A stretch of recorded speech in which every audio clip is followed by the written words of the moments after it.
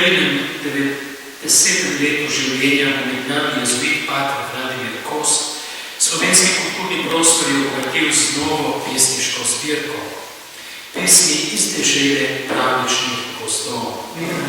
Dober in lep večer želim v imenu nas vseh, da bi se dobro počutili in naredili nekaj, kar čutimo kot obvezo do našega patra iz japonske dežele. Tako blizu je, vemo, da še Slovenijo ne moramo prekoračiti, ta pa pride iz čisto drugega sveta. Moje ime je Miha Pinterič, kot ste povedali, predavam pa francosko književnost na Filozofski fakulteti.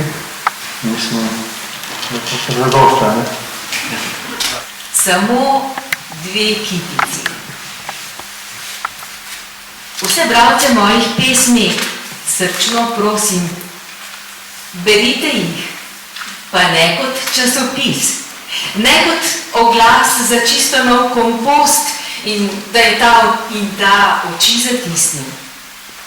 Stopite v pesem, da bo zaživela. Ne bojte se, ne boste ranjeni. Nov svet odkril sem in sem pesem pel. A če se motim, zame pomolite.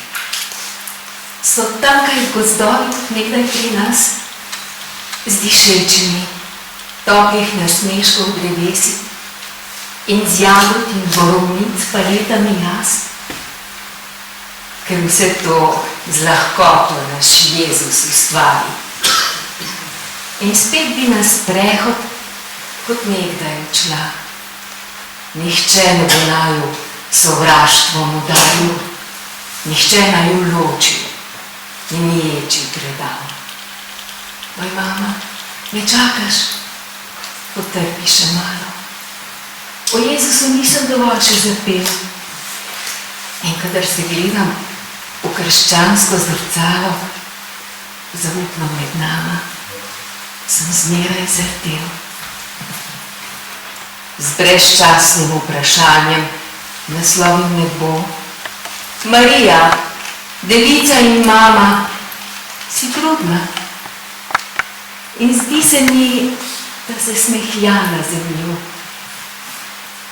Že Jezuščka čuti in van se zamakne. Aljošef jo kliče na nujen posvet. Če mene studenec veselja oplahne, prav kmalu bo Jezušček prišel na svet.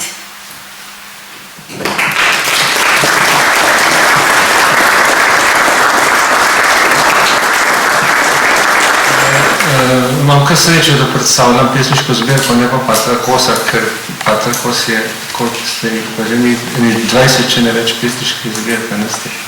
Patra Kos razlikuje med slovenskim, oziroma bolj zahodnim navdihom in japonskim, bolj vzhodnim navdihom. Me popravite, če bom neumnosti govoril, da poprosim.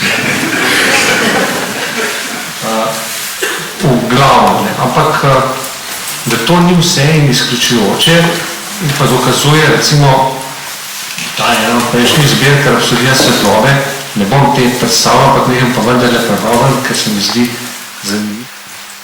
Svetilko brez stekla in vrh kandelabra. Po progi, ki vojna je ni več razbila, je stala in tanki obleki drhtela. Tako kot od tedna do tedna odupa, da vrne se. Vrne se končno nocoj in vlak se ustavi težaško škripaje. Vojake iz črnih vagonov izsuje, da tudi nocoj med povratniki ni, obrne se, zgneče, začuje ga, Dora, k svetilki se vleče, ker nima nogi. Tukaj gre za eno tako subtilno simboliko. Je pa vprašanje, če sploh smemo reči simbolika, ker simbolika predpostavlja ločenost zunanjega in notranjega sveta, ločenost objekta in subjekta, in potem tisto objektivno uporabimo kot simbol, medtem ko to velja za zahodno poezijo. Z našega stališča gre lahko pri poeziji o naravi za eno simboliko, medtem ko je pa, se tako si jaz razlagam, je pa japonska poezija drugačna. Tam težko govorimo o simbolih, ker je povezan zunanji in notranji svet je eno. Človeška intima je, kako bi rekel, univerzalna. Človeška intima ni samo individualna, to je v bistvu tak paradoks. Ne bojte se, ne boste ranjeni.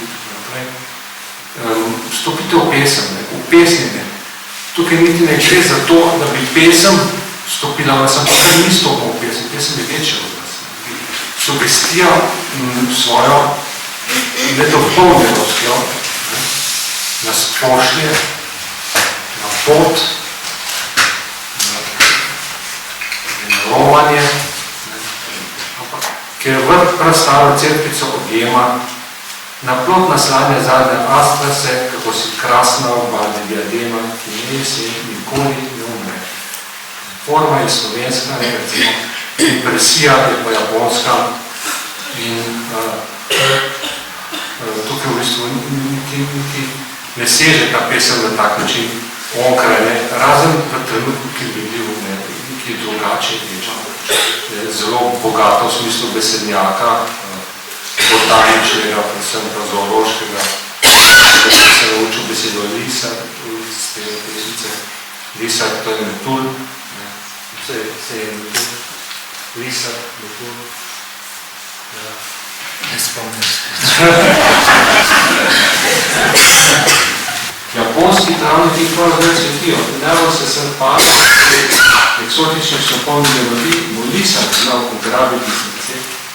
Naš ocean je star in predvsem moder, ne da postaviti se od vprašanj, prevede jih, njegov je dolg popor. Zdaj, hrot prenaša, tiče se ne manj. Pa tako se, umim, on več piše poezijo.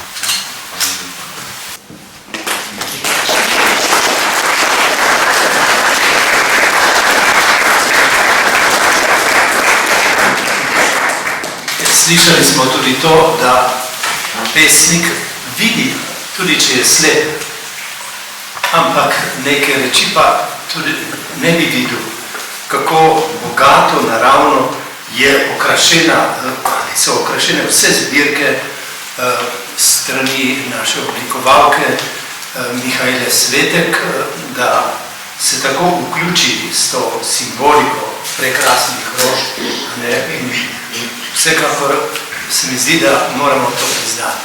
Vse je tukaj na vzor.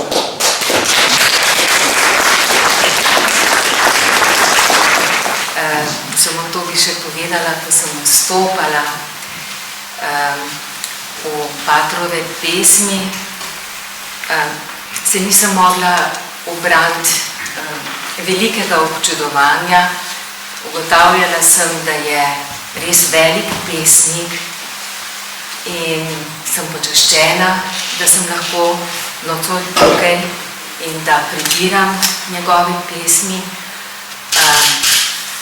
Posebno pa občudujem njegovo izjemno sposobnost ubesediti misli, jih obleči v to našo slovensko besedo, čeprav skoraj 3/4 stoletja živi daleč, daleč proč.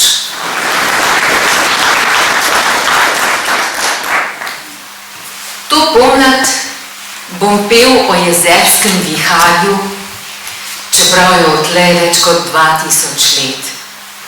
Imeti ga moramo v prakoledarju, odkar je sam Božji sin prišel na svet. Ne bajke, resnični dogodek opevam. Zaplesal je s čolnom z učenci vihar, smejal se pa je preizkušenim revam. Njegovi učenci, bilo mu je mar. Mar ni prav celo stvarstvo, atelje in večni, ljubi Bog, njegov umetnik, ustvarja zmeraj znova duh človeka, metulje, rože, sneg, primorski svet. Stvari se tukaj res dogajajo. Smehljanje naš umetnik vse ustvarja. In radodarno, kjer je prav prostost, da vsako jutro vzide nova zadnja, celo bakterijam in virusom, a nam iz dneva v dan kaj vse podarja. Oh, upajmo, da nismo kamnolom, ki niti krokam ne odgovarja.